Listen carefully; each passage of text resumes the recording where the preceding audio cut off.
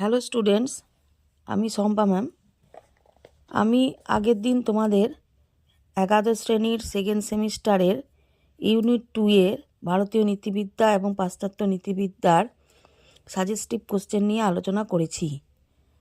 আজ আমি তোমাদের একাদশ শ্রেণীর সেকেন্ড সেমিস্টারের ইউনিট 1 এর যুক্তিবিজ্ঞানের সাজেস্টিভ কোশ্চেন নিয়ে আলোচনা করব। তোমাদের এই ইউনিট 1 এর কোশ্চেন আসবে 24 নম্বরের। 2 নম্বর করে থাকবে 3টে কোশ্চেন 6 নম্বর, 3 নম্বরের কোশ্চেন থাকবে 4টে 12 নম্বর এবং 6 নম্বরের কোশ্চেন থাকবে একটা 6 নম্বর নিয়ে তোমাদের 24 নম্বরের কোশ্চেন আসবে। এবার তোমাদের প্রথম অধ্যায় যুক্তিবিজ্ঞানের প্রকৃতি, অবরোহ এবং আরোহ, এই চ্যাপ্টার থেকে তোমাদের 3 নম্বর আসবে। দ্বিতীয় অধ্যায় পদ, বাক্য, বচন, পদের ব্যাপ্যতা, সত্যতা ও বৈধতা, এই অধ্যায় থেকে তোমাদের 3 নম্বর আসবে। তৃতীয় অধ্যায় বাক্য থেকে বচনে রূপান্তর, এখান থেকে তোমাদের আসবে 2 নম্বর। 4 নম্বর অধ্যায় বচনের বিরোধিতা, এখান থেকে আসবে 4 নম্বর। 5 অধ্যায় থেকে অমাধ্যম অনুমান, আবর্তন বিবর্তন, সমবিবর্তন, এখান থেকে আসবে 3 নম্বর। ষষ্ঠ অধ্যায় নিরপেক্ষ ন্যায়, মূর্তি ও সংস্থান এবং বৈধতা বিচার, এখান থেকে আসবে 6 নম্বর। এবং সপ্তম অধ্যায় যৌগিক যুক্তি, প্রাকল্পিক ও বৈকল্পিক, এখান থেকে তোমাদের আসবে 3 নম্বরে কোশ্চেন।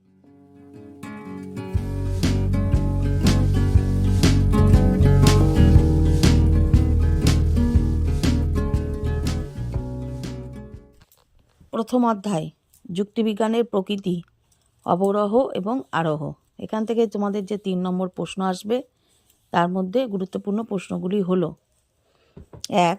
যুক্তি ও অনুমান কাকে বলে? উদাহরণ দাও। যুক্তিবিদ্যাকে আদর্শনিষ্ঠ বিজ্ঞান কেন বলা হয়? 2. যুক্তির অবয়ব বলতে কী বোঝো এবং যুক্তির অবয়বগুলি কি কি আলোচনা করো? 3. যুক্তিবিজ্ঞানের কাজ ও প্রয়োজনীয়তা কী? 4. অনুমান ও যুক্তির মধ্যে পার্থক্য লেখো। 5. অবরোহ এবং আরোহ যুক্তি কাকে বলে? উদাহরণ দাও। 6. অবরোহ ও আরোহ যুক্তির মধ্যে পার্থক্য লেখো। 7. অবরোহ ও আরোহ যুক্তির বৈশিষ্ট্যগুলি কী কী? 8. যুক্তির আকার ও উপাদান বলতে কী বোঝো? বিভিন্ন প্রকার যুক্তির আকারগুলি উদাহরণসহ আলোচনা করো। 9. সাপেক্ষ যুক্তি ও নিরপেক্ষ যুক্তি কাকে বলে? উদাহরণ দাও। 10.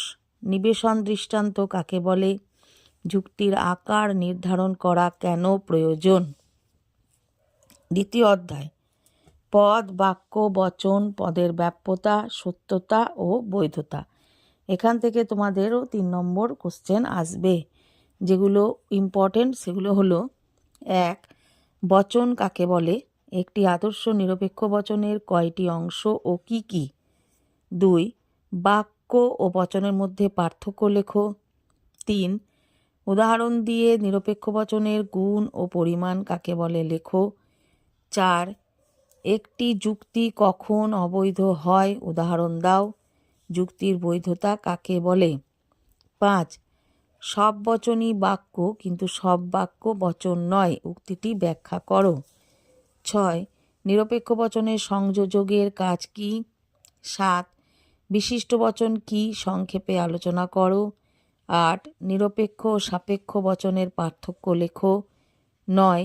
নিরপেক্ষ বচনের চতুর্বর্গ পরিকল্পনা সম্পর্কে আলোচনা করো। 10. পদের ব্যাপ্যতা বলতে কী বোঝো? বিভিন্ন নিরপেক্ষ বচনগুলিতে কোন কোন পদ ব্যাপ্য ও অব্যাপ্য হয়? 11. বচনের সত্যতা কয় প্রকার ও কী কী? সংক্ষেপে আলোচনা করো।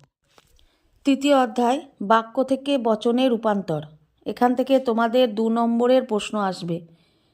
এই অধ্যায়টা খুবই গুরুত্বপূর্ণ অধ্যায়।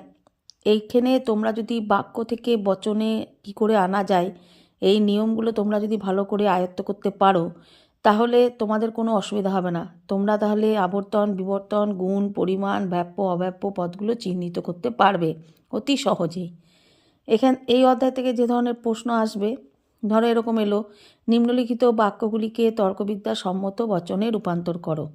কারণ কেবলমাত্র শিশুরা সৎ, যে কেউ পাঠশালায় যায়, খুব কম লোকই ধনী, কদাচিৎ মানুষ স্বার্থপর হয়, সাধারণত লেখকেরা কবি হয়, এই ধরনের এই বাক্যগুলোকে বচনে রূপান্তরিত করতে হবে।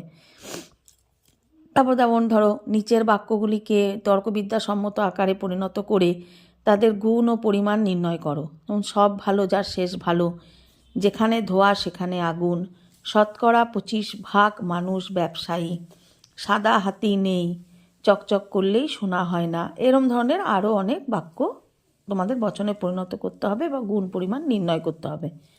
তারপর ধরো এরকম আসতে পারে, নিচের বাক্যগুলিকে তর্কবিদ্যাসম্মত আকারে পরিণত করে ব্যাপ্য অব্যাপ্য পদগুলি চিহ্নিত করো। পারদ ছাড়া সব ধাতু কঠিন, যেখানে বাঘের ভয় সেখানে সন্ধ্যা হয়, সব আম মিষ্ট হয় না, একজন মানুষ কখনোই দেবতা হতে পারে না, অনেক পাখি গান গায়। এই ধরনের বাক্যকে বচনে পরিণত করে তার ব্যাপ্য অব্যাপ্য পদগুলো তোমাদের চিহ্নিত করতে হবে। সেজন্য আরও বাক্য থেকে বচনে পরিণত করা উদাহরণ তোমাদেরকে অভ্যাস করতে হবে। চতুর্থ অধ্যায় বচনের বিরোধিতা। এখান থেকে তোমাদের 4 নম্বরের প্রশ্ন আসবে। এখান থেকে তোমাদের যে ধরনের প্রশ্নগুলো আসতে পারে সেগুলো হলো, বচনের বিরোধিতা কাকে বলে, কয় প্রকার ও কী কী, বচনের বিরোধিতার শর্তগুলি লেখো, অধীন বিপরীত অসম বিপরীত বিরোধিতার পার্থক্য লেখো, অধীন বিপরীত ও অসম বিপরীত বিরোধিতার সত্যতার নিয়মটি কী, অসম ও অধীন বিপরীত বিরোধিতা কাকে বলে উদাহরণ দাও, অ্যারিস্টটলের মতে বচনের বিরোধিতা কয় প্রকার ও কী কী, অসম বিরোধিতা বিরুদ্ধ বিরোধিতার মধ্যে পার্থক্য লেখো। তারপরে এরম ধরনের আসতে পারে, মানুষ মাত্রই কবি নয়, এটাকে আগে বচনে পরিণত করবে, তারপর তার বিরুদ্ধ বিরোধী বচন নির্ণয় করো। আবার সকল মানুষ বিচার বুদ্ধি সম্পন্ন জীব, এই বচনটির বিপরীত বিরোধী বচন কী হবে, মানুষ অসৎ হতে পারে, এই বচনটির অসম বিরোধী বচন নির্ণয় করো। এরম ধরনের প্রশ্ন তোমাদের থাকবে। বিপরীত ও অধীন বিপরীত বিরোধিতার পার্থক্য লেখো, বিরোধানুমান কত প্রকার ও কী কী, প্রত্যেক প্রকার বিরোধানুমানের নিয়ম কী। এই ধরনের প্রশ্ন বচনের বিরোধিতা থেকে তোমাদের আসতে পারে। পঞ্চম অধ্যায় অমাধ্যম অনুমান। এই অমাধ্যম অনুমানে আছে আবর্তন, বিবর্তন, সমবিবর্তন। এই অধ্যায় থেকে 3 নম্বর প্রশ্ন আসবে। এখান থেকে তোমাদের প্রশ্ন আকারও আসতে পারে, আবার তোমাদের বচনে রূপান্তরিত করে আবর্তন বিবর্তনও করতে দিতে পারে। এই অধ্যায়ে যেগুলো ইম্পর্টেন্ট প্রশ্ন হলো সেগুলো হলো, অমাধ্যম অনুমান কাকে বলে, দৃষ্টান্ত সহ অমাধ্যম ও মাধ্যম অনুমানের মধ্যে পার্থক্য দেখাও, আবর্তন কাকে বলে, আবর্তনের বৈধতার নিয়মগুলি উল্লেখ করো, ও বচনের আবর্তন সম্ভব নয় কেন, নিষেধমূলক আবর্তন বলতে কী বোঝো, এ বচনের সরল আবর্তন সম্ভব নয় কেন, বিবর্তন কাকে বলে, বিবর্তনের নিয়মগুলি ব্যাখ্যা করো, বস্তুগত বিবর্তন কাকে বলে। এছাড়া দেখো তোমাদের আসতে পারে, নিচের বাক্যগুলিকে বচনে রূপান্তরিত করে আবর্তন ও বিবর্তন করো। যেমন বর্গাকার বৃত্ত নেই, কিছু আম মিষ্টি, সব সাধু ধার্মিক নয়, প্রত্যেক কবি হন দার্শনিক, আগুন দহন করে। আবার এই ধরনের আসতে পারে যে আবর্তন ও বিবর্তনকে অমাধ্যম অনুমান বলা হয় কেন।